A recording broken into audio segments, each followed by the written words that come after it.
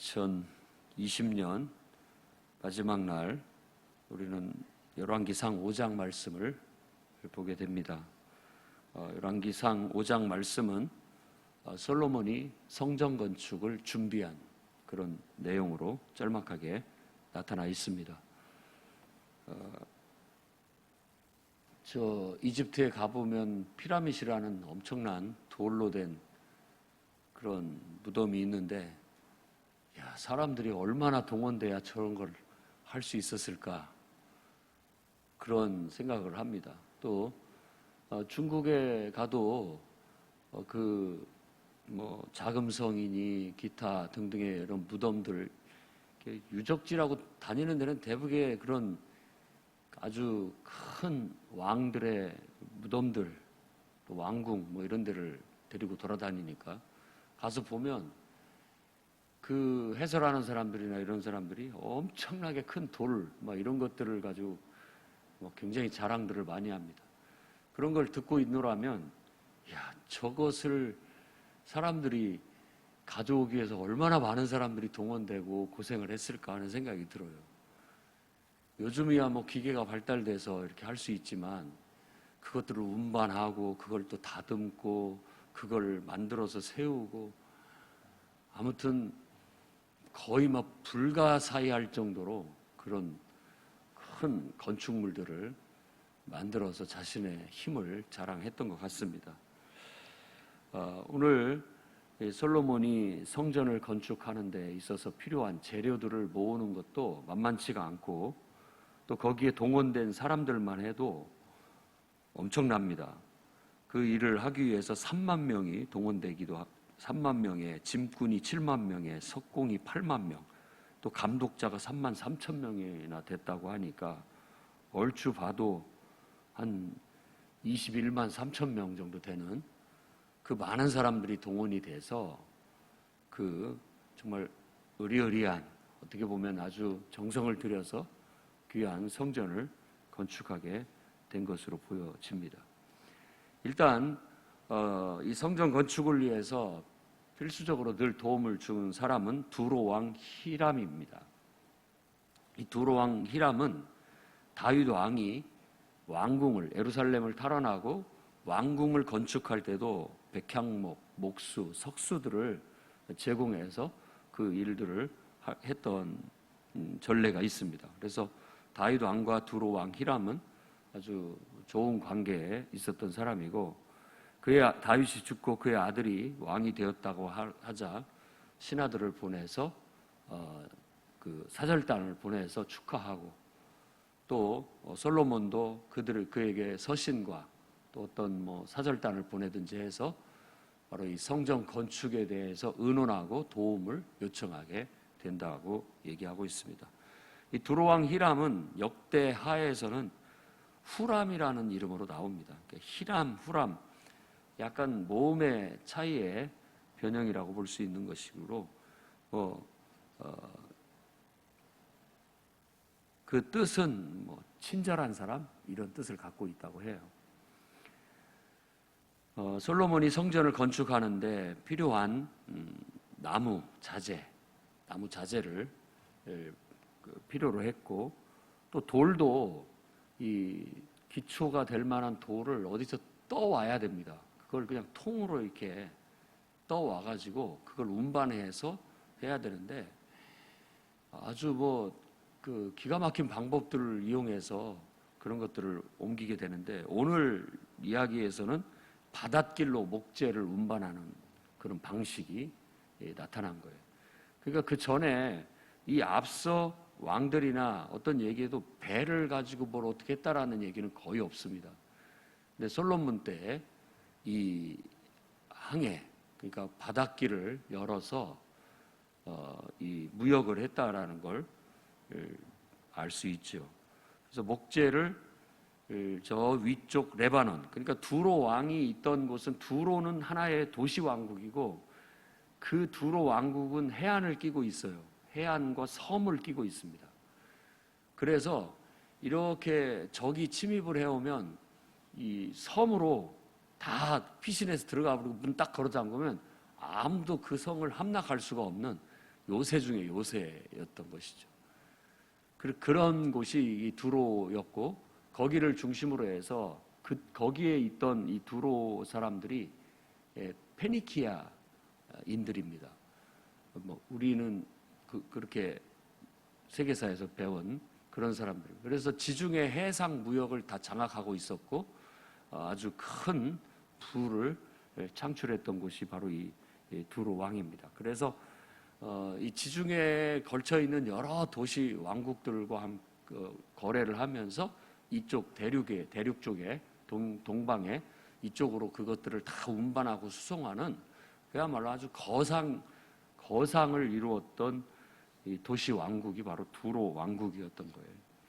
그래서 이사야 선지자도 이 두로 왕에 대해서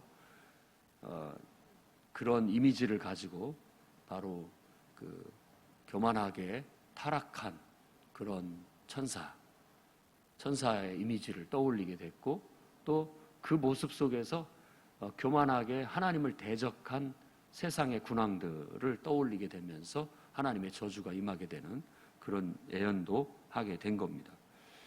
아무튼 다윗과 솔로몬은 이 두로 왕과 아주 친밀하게 지내게 됐고, 또 왕궁을 건축하는 일과 성전을 건축하는 일에 큰 도움을 받았는데, 솔로몬의 지혜가 그 건축 기술들을, 이제 건축 자재를 옮기는데 바닷길을 이용하게 되었다라는 것. 그것의 대가로 솔로몬은 이제 왕궁에 필요한 음식, 그러니까 밀과 기름, 감람유라고 하죠. 지금 우리 슈퍼에서 파는 올리브유가 바로 감람나무 열매의 그 감람유입니다.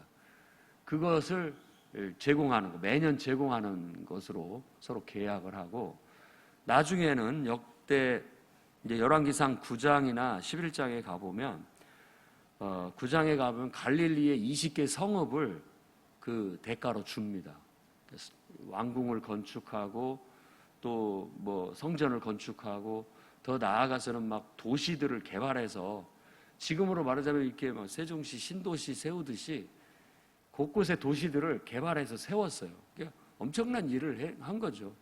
그러기 위해서는 이 필요한 자재, 그리고 인력, 기술자, 이런 것들이 필요했기 때문에 그런 사람들이 국내에서도 양성이 되겠지만은 부족하니까 해외에서 그 일꾼들을 사가지고 와서 일을 하다 보니까 거기에 막대한 대금을 지불해야 되는데, 그렇게 막대한 돈이 없다 보니까 갈릴리에 있는 20개 성읍을 줍니다. 근데 나중에 두로 왕이 그 성읍을 받고는 쓸모없는 것 20개를 줬다 하고 획 그냥 걷어치워버립니다. 그러니까 좀 빈정이 상한 것이죠. 20개 마을을 받기는 받았는데 별 쓸모가 없었다라고 그렇게 얘기를 하고 있고요. 이 두로 왕 히람의 딸과 솔로몬은 결혼을 한 것으로 나타납니다. 그래서 온갖 모든 나라들과 혼인을 해서 이런 그 첩이 700명 정도 된다고 그렇게 얘기를 해요. 정실 부인만 300명 정도가 되고, 그래가지고 한 1000명 정도의 여인을, 보통 히람이라고 하죠. 이 중동 지역의 아랍 쪽에서는 여인들, 그러니까 왕궁의 여인들을 히람이라고 합니다. 히람. 그 사람들이 그 정도의 규모를 이루게 되는 엄청난, 아무튼 대단한 사람이에요, 솔로몬. 그렇게 해서 성전 건축 준비를 철저히 하게 되었다라는 걸 바랍니다. 근데 우리가 오늘 말씀에서 영적으로 분별해야 할 것은 이런 겁니다. 결국 이 성전 건축은 다윗 왕의 신앙부터 시작됐다라는 거.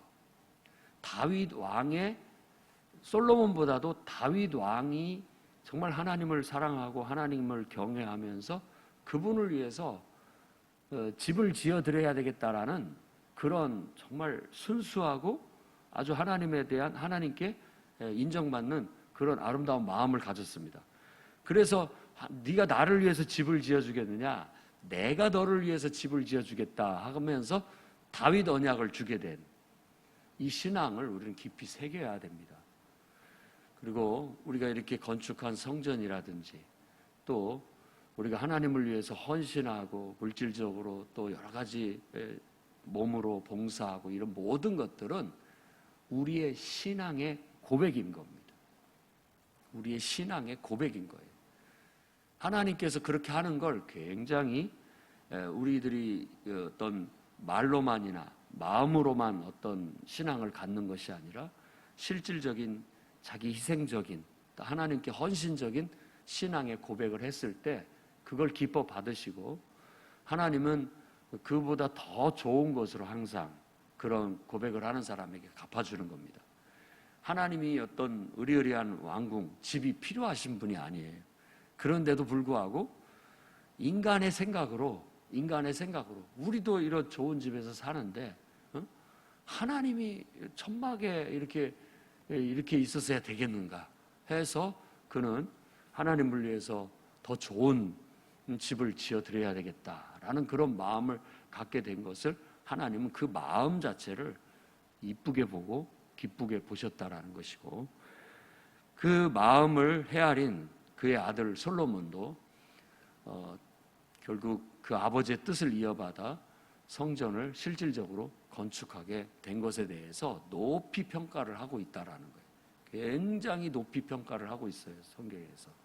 그래서 그걸로 인하여 이런 모든 것들이 결국 솔로몬의 부귀영화, 또 솔로몬의 영화가 다 주어지는 하나의 통로가 될 수 있었다라는 걸 말하고 있는 겁니다. 그리고 한 가지 더 생각해야 할 것은 다윗 왕이 왜 성전을 짓지 못했는가? 그렇게 믿음도 좋고 신앙도 좋고 또 능력도 있었는데 못했느냐라고 한다면, 이 열왕기 상에서 이 신명기 사관을 가지고 봤을 때는 너무 전쟁하느라고 많은 시간을 허비했기 때문에, 전쟁하는데 총력을 기울였기 때문에 그는 성전을 건축할 수가 없었다라고 그렇게 얘기합니다. 역대기에는 똑같은 역사를 이제 열왕기가 다루고 있고 역대상하가 다루고 있는데, 역대상은 약간 그 말을 변형해서 피를 너무 많이 흘렸다, 전쟁을 통해 사람을 너무 많이 죽였다라는 거예요. 그것이 하나님 앞에 그렇게 좋은 일이 못 됐기 때문에 하나님께서 성전 건축을 허락하지 않았다라는 거예요. 그러니까 전쟁을 통한 피 흘림이 결국 하나님 앞에 신성한 하나님의 성전을 건축하는 데는 그렇게 썩 경건하고 거룩한 모습은 되지 못하다는 겁니다. 솔로몬이라는 평화롭다라는 이름을 가진 왕의 이름처럼 사실 솔로몬 치세 때에는 그런 피 흘린 전쟁에 막 혈안이 돼서 하는 것보다도 이렇게 도시를 개발하고 또 여러 가지 산업을 일으키고 무역을 하고 해서 국가의 부를 이루고 창출하고 백성들을 평화롭게 살 수 있도록 만들어 줌으로 인해서 이러한 건축이 많이 이루어질 수 있게 되었다라고 그렇게 보여집니다. 그래서 솔로몬도 다윗 왕의 신앙을 들먹이며 이 성전은 하나님의 이름을 위하여 짓는 것입니다 라는 거예요. 순수하게 우리가 하나님을 위해서 뭔가를 할 수 있다라는 거. 우리의 계산은 내가 하나님 앞에 이렇게 해주면 하나님이 나한테 이렇게 해주겠지, 나를 위한 계산이 아니라 나에게 손해가 되고 나에게 아무 득이 되지 않는다 할지라도 순수하게 하나님을 위해서 내가 뭔가를 할 수 있을까, 이런 마음으로 바로 이 성전이 건축되었다라는 것을 우리가 기억을 해야 되겠습니다. 물론 그 성전은 본인들에게도 유익하고 또 국가적으로도 유익한 도구가 된다라는 건 분명하지만, 우리가 하나님을 위해서 헌신하고 봉사할 때는 순수하게 나를 위해서가 아니라, 계산적인 것이 아니라 하나님을 위해서 하는 그런 순수한 마음의 헌신과 봉사로 드려질 때 그것이 하나님이 기쁘게 받으시는 그런 헌신과 봉사가 될 수 있다는 것도 이 말씀을 통해서 우리가 읽어낼 수 있습니다. 그가 최고의 재료와 최고의 기술자들을 총동원하여 이 엄청난 역사를 이루어낸 것처럼 우리들도 하나님을 위해서 봉사하고 헌신할 때 대충 적당히 눈가림만 하려고 하는 것보다는 가장 좋은 것으로 정말 하나님 앞에 최선으로 드리는 것이 가장 아름답다라는 걸 기억해야 되겠습니다. 그래서 하나님은 최고의 가치요, 최고의 아름다움이에요. 그렇기 때문에 그 이름에 걸맞는 봉사와 헌신도 이루어져야 된다라고 믿습니다. 오늘 말씀을 통하여 저와 여러분이 온전한 신앙 고백으로 평생 하나님께 봉사하고 헌신하는 신앙 고백의 열매가 맺어질 수 있도록 살아가시기를 바랍니다.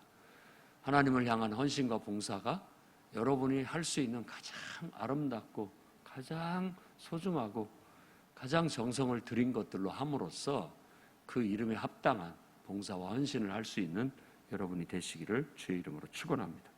기도하겠습니다. 거룩하신 주여,